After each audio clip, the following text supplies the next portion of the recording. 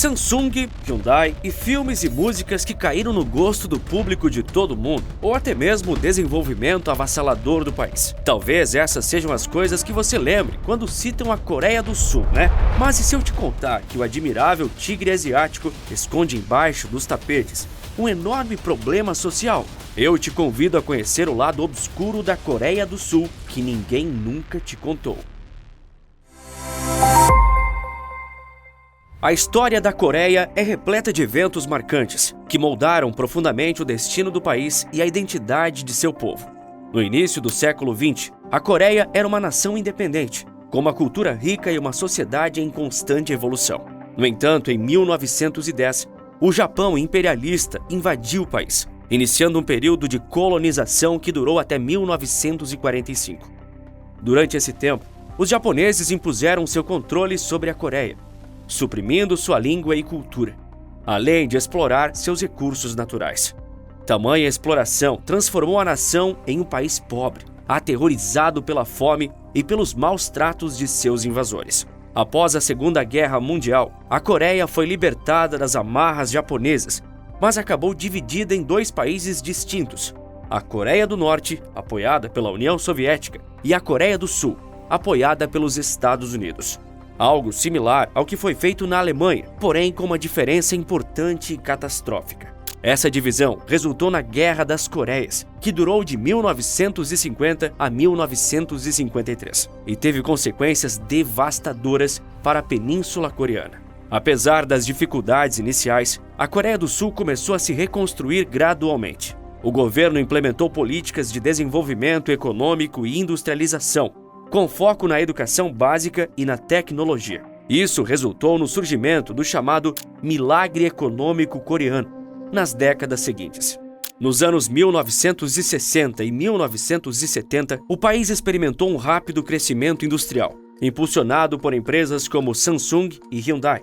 A mão de obra qualificada e a abertura para o comércio internacional foram fundamentais para o sucesso econômico da Coreia do Sul. O país se tornou um líder em setores como eletrônicos, automóveis e construção naval, conquistando uma posição de destaque na economia global. Além do crescimento econômico, a Coreia do Sul também passou por uma transição política. Nas décadas de 80 e 90, o país emergiu de um regime autoritário e se tornou uma democracia vibrante. A luta pela democracia foi liderada pelo movimento estudantil e pela sociedade civil, culminando na eleição do primeiro presidente civil em 1992. Hoje, a Coreia do Sul é conhecida como um tigre asiático, devido ao seu rápido desenvolvimento econômico e tecnológico. O país é lar de empresas globais como Samsung, LG e Hyundai, e é líder em inovação e pesquisa científica. Além disso, a cultura coreana, incluindo o gênero musical K-pop e a indústria cinematográfica, ganhou popularidade em todo o mundo, contribuindo para a projeção global do país. Em resumo, a história da Coreia é uma jornada de superação e resiliência. O país conseguiu se recuperar de um passado opressor, construindo uma sociedade democrática e uma economia poderosa. Mas, infelizmente, nem tudo são flores. E o país está longe de ser um conto de fadas, onde sua população apenas colhe os frutos de seu boom econômico.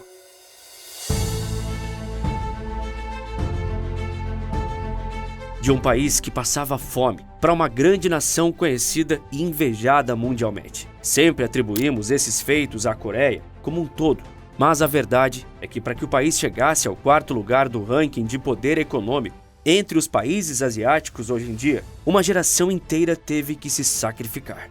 O trabalho árduo e o nacionalismo invejável da geração de 1945 foram essenciais para que suas crianças tivessem oportunidade de receber uma boa educação, levando assim o país inteiro adiante. Tendo esse esforço em mente, a Coreia do Sul é uma nação que seguiu amplamente o confucionismo.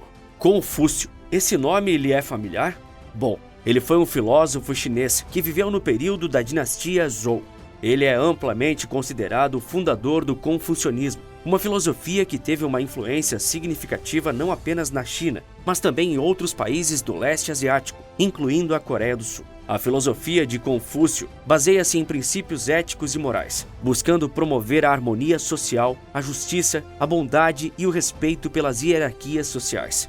Na Coreia do Sul, a filosofia de Confúcio exerceu uma influência significativa ao longo da história. Durante os períodos da dinastia Joseon e Goryeo, que durou do século X ao XIX, o confucionismo foi adotado como a ideologia oficial do Estado e exerceu uma influência profunda na estrutura social, nas instituições governamentais e nas práticas culturais. A ênfase de Confúcio na educação e no aprimoramento pessoal teve um impacto duradouro no país sul-coreano.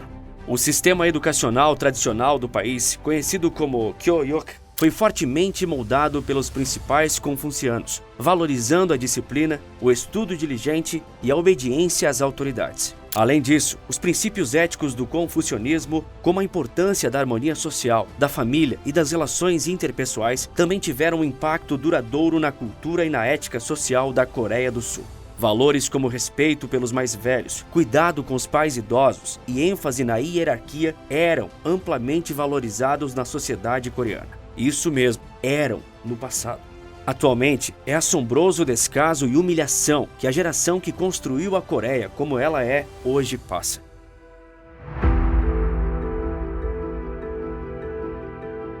Não muito longe de Gangnam, bairro mais luxuoso do país, é possível ver casebres feitos de madeira e papelão, com tetos de lona de plástico e resto de telhas. Essa imagem contrastante com os altos arranha-céus é algo que chama a atenção de quem passa por perto de Goryeo, vivendo sozinhos, em pequenas casas abarrotadas de tralhas, sem muito ao que se agarrar, a não ser uma pequena interação com seus vizinhos que estão nas mesmas condições. De acordo com a rádio NPR, esse é o triste cenário em que metade dos idosos sul-coreanos se encontram, vivendo na pobreza, representando uma geração frequentemente esquecida. Essa situação alarmante é resultado de diversos fatores. O rápido envelhecimento da população, aliado à falta de apoio financeiro adequado e a sistemas de seguridade social insuficientes, são alguns dos principais desafios enfrentados pelos idosos sul-coreanos. Um artigo do Korea Times destaca que muitos idosos não conseguem arcar com os custos crescentes de moradia, saúde e outras necessidades básicas. Isso porque a pensão disponibilizada pelo governo coreano não é suficiente para cobrir todas as despesas citadas. Sendo assim, vários avós e avós da Coreia precisam continuar trabalhando se não quiserem ficar sem casa ou sem seus remédios. O maior problema é que esses trabalhos geralmente são insalubres, desgastantes e até mesmo humilhantes. Segundo a matéria da revista eletrônica CNA, cerca de 3 milhões de idosos vivem com uma renda média de $12 por dia, catando lixo reciclável para sobreviver. Mas acredite, esse ainda não é o pior dos cenários. O desespero gerado pela pobreza e solidão tem levado senhoras de até 70 anos a se prostituírem nos centros de Seul, capital coreana. Isso parece algo surreal e impensado, né? Mas essa é a triste situação que se encontra a geração que foi abandonada.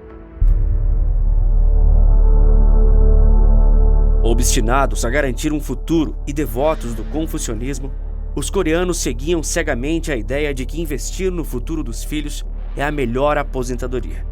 Sendo assim, eles trabalharam suas vidas inteiras, investindo nas melhores escolas, nos melhores cursinhos, nas melhores universidades, já que na Coreia do Sul, mesmo as universidades públicas são pagas.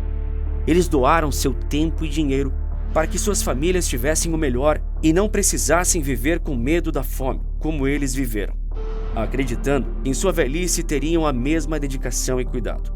Mas, infelizmente, o crescimento pessoal e profissional de suas crias não foram sinônimos de cuidados futuros em sua aposentadoria. Eu vou cuidar de mim mesma enquanto puder, então vou para um hospital e morrerei. Essa é a frase marcante de uma senhora de 81 anos que introduz a matéria da revista CNA sobre a pobreza dos idosos sul-coreanos. Uma linha de raciocínio completamente oposta àquela apresentada pelo confucionismo. Mas esse pensamento é justificado quando olhamos o número de senhores e senhoras de idade que falecem sem nem mesmo o conhecimento de sua família. Conhecido como Godoksa, ou morte solitária em português, essa é uma situação que vem acometendo a população idosa mais pobre do Tigre Asiático. Estima-se que quase 3.400 pessoas faleceram nessa situação em 2022, um aumento de quase 9% comparado com os últimos anos. Isso significa que essas pessoas sequer tiveram funerais propriamente feitos em sua homenagem. Sem qualquer parente ou amigos, elas foram completamente esquecidas. Porém, Mais do que uma morte solitária, os idosos sul-coreanos sofrem com vidas igualmente dolorosas. Sem visitas e com poucas interações sociais, eles se agarram ao que podem para se manterem sãos. E quando não conseguem, tornam-se estatística na enorme taxa de suicídio da Coreia do Sul.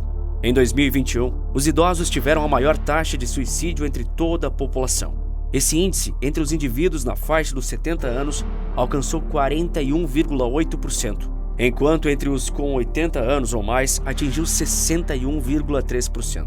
Para combater isso, organizações não governamentais promovem atividades em comunidades e igrejas, como bandejões ou doações de roupas e cobertores. Essas iniciativas têm a intenção não apenas de ajudar com as necessidades básicas dos vovôs e vovós da Coreia, mas também estimulá-los a sair de suas bolhas e interagirem com outros que estão na mesma situação. Além disso, voluntários também fazem rondas nas favelas de idosos, conversando com os moradores e trazendo um pouco de alento às suas vidas, enquanto trabalham para prevenir que as taxas de suicídio aumentem. Pobreza, falta de apoio e assistência, solidão e abandono por parte do Estado e de seus próprios filhos. Essa é a realidade assustadora que a população sul-coreana vive embaixo dos panos. Algo que a mídia do país não divulga nem pretende falar sobre, para não manchar a imagem do grande tigre asiático, e que eu duvido bastante que você soubesse. Essa é a triste vida dos idosos que ajudaram a reconstruir o país que tanto amam. O Japão pode acabar. Saiba como o país símbolo do equilíbrio entre modernidade e tradição pode estar com seus dias contados. Clique nesse vídeo que está aparecendo agora na sua tela, que eu te encontro do outro lado em alguns segundos.